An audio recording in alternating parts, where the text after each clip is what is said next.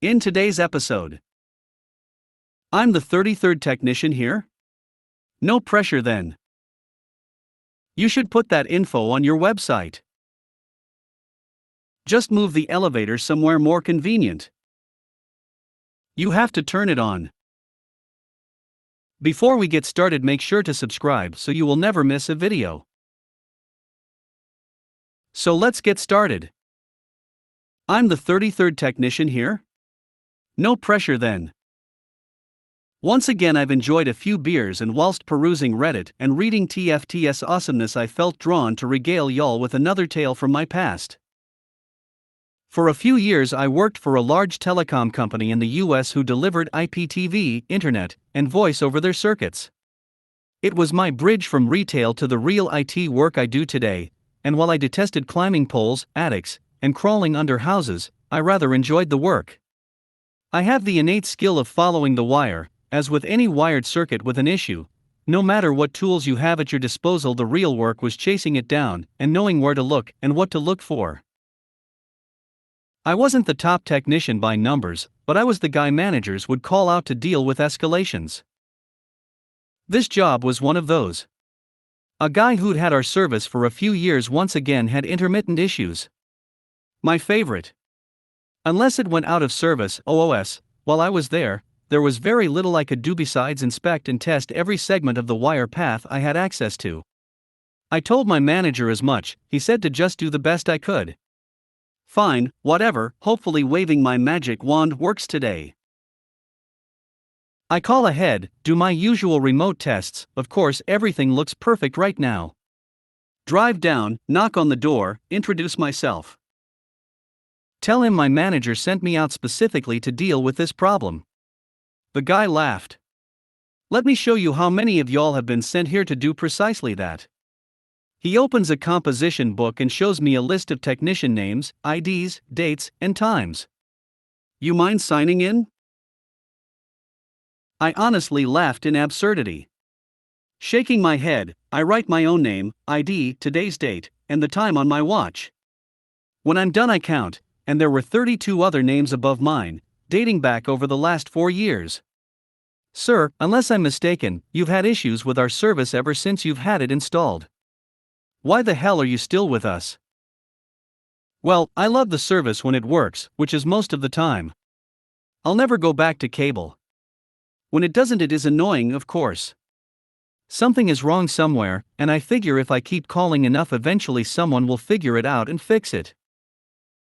My company was never going to recoup the money they've spent trying to fix this customer's service, even if he was subscribed without another call for the next 15 years. Nevertheless, I liked a challenge, so I decided to do my thing. What I found was the most immaculate install I had ever seen. A shielded Cat5e cable was bonded in the customer's network interface device, NID, and run to their modem. All of their TV receivers were connected with perfectly crimped shielded Ethernet cable, as were their desktop PCs. They only had one telephone, a multi-handset cordless base, which was plugged directly into the modem, bypassing any house wiring. Okay, in this case, as they had a wireless alarm system that didn't even require a landline phone connection, a new thing back in those days. A beautiful buried shielded drop wire running from their NID to the pedestal in the alley, properly bonded at both ends. The pedestal was also new, with shiny terminals and new splices to the underground cable. I tested everything anyway. It all came back perfect. All I could do was wait for it to screw up. I texted my manager and asked how much time I could have, because it was a perfect install, and there was absolutely nothing I could correct. He told me I had the rest of the day. It was 3 p.m., that meant I would be expected to stay until midnight, or until the customer told me to leave. I relayed this to the customer. He laughed and said, you can sleep on the couch, if you want, if this means my sh*t gets fixed. Luckily for me, I only had to wait about 3 hours until their service showed a disruption. I snapped to run a loop test, basically a frequency domain reflective, FDR, type test, originating from our equipment. I had run the same test before to determine the electrical length of their loop, also to look for bad connections along the way. It was perfectly flat all the way to their house. I ran it again and found what showed up as a bridge tap roughly 400 feet away from their house. Bingo! Intermittent located. Downside was, it was in the cable in the ground somewhere, and per the union contract that meant no touchy for me. I called my manager. No answer. It was after 6. Called the on-duty manager. There aren't any cable techs working this late.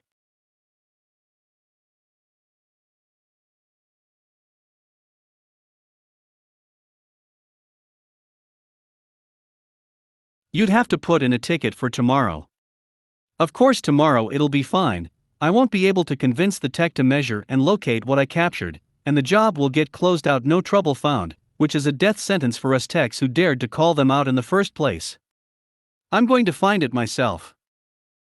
I tell the customer what I learned, and that I was going to walk down the cable line and see if I can locate the trouble spot. Hey, I have one of those rolling wheels that measures distance, would that help you? It would. I didn't have access, though I did get it later, to the program that showed cable maps, but I knew roughly where the cable went and it's easy enough to put a tone generator on the cable and trace it manually.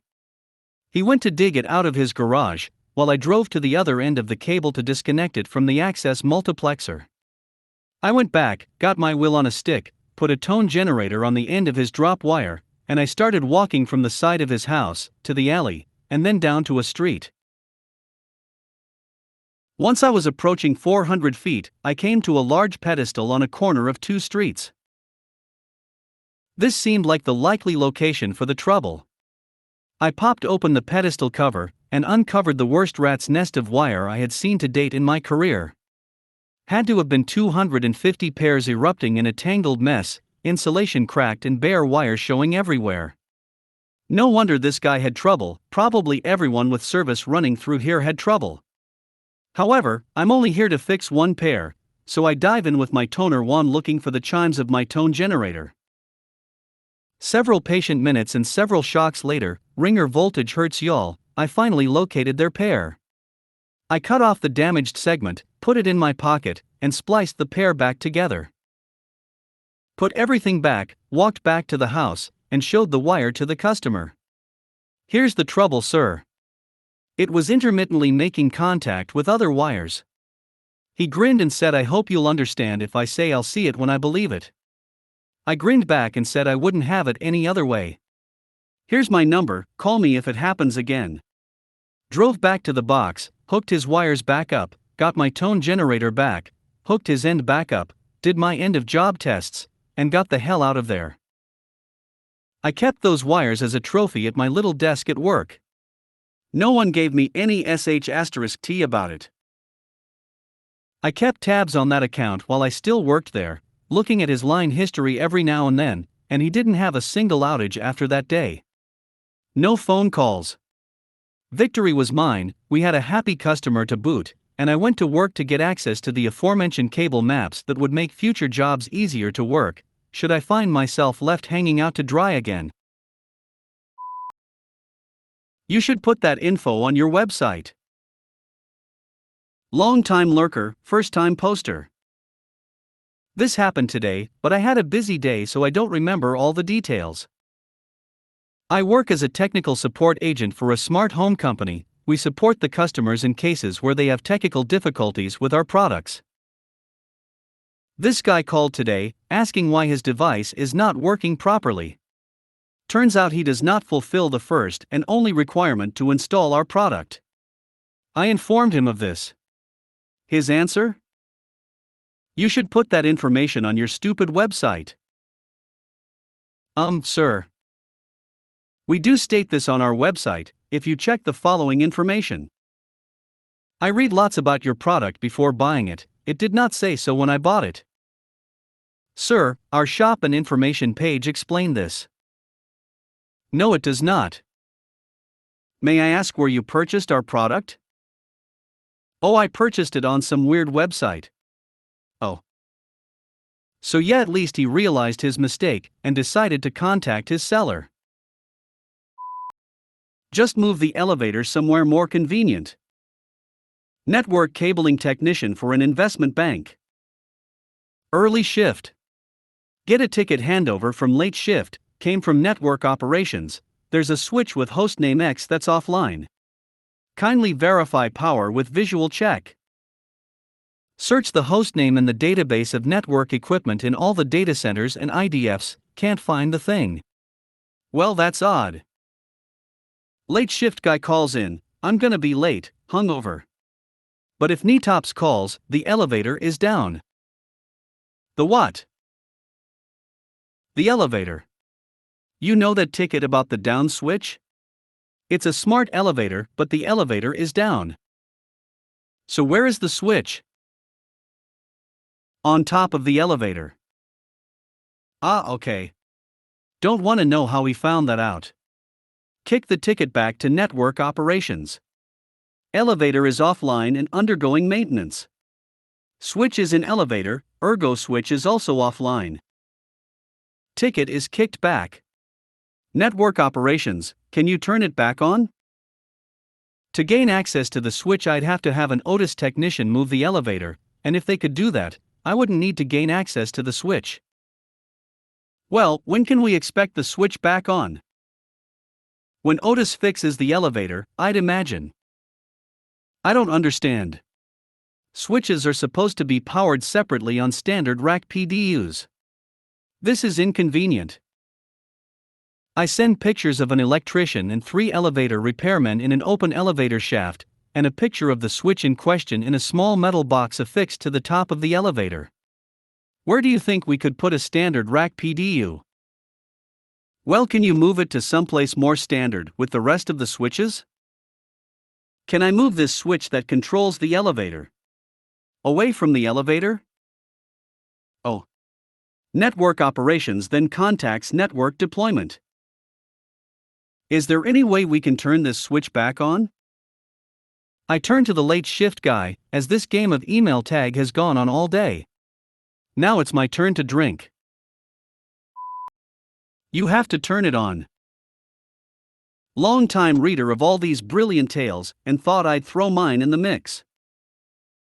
I work for a software company which deals with a large suite of products for office work. Sometimes external consultants are hired by our customers to help set things up. It happens all the time, and on the whole they're very knowledgeable and great to work with. The scene. I receive a ticket in my queue that an automatically generated email that is triggered when a user performs action X is not working. Fix this issue now. After logging in and poking around, I see nothing wrong with the setup of this email trigger except it's not turned on. It couldn't be so simple, I thought.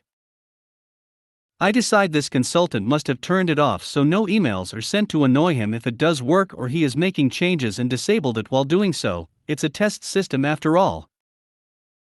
The call. So I make the call. The guy answers and is instantly cold, tells me the product is garbage and it doesn't work. I'm polite and just wanted to call to ask if I can enable the feature and check it out. He tells me I can do whatever I want, but he wants a developer to be on the call as it is broken. I enable it, perform action X, and it works. He demands to know who had turned it off, demands this and that, finishing with a your sh*t at your job and add the solution to your ticket. After the call I checked the logs and he disabled it. Logs are a bit annoying to get, so I did after the call. The outcome.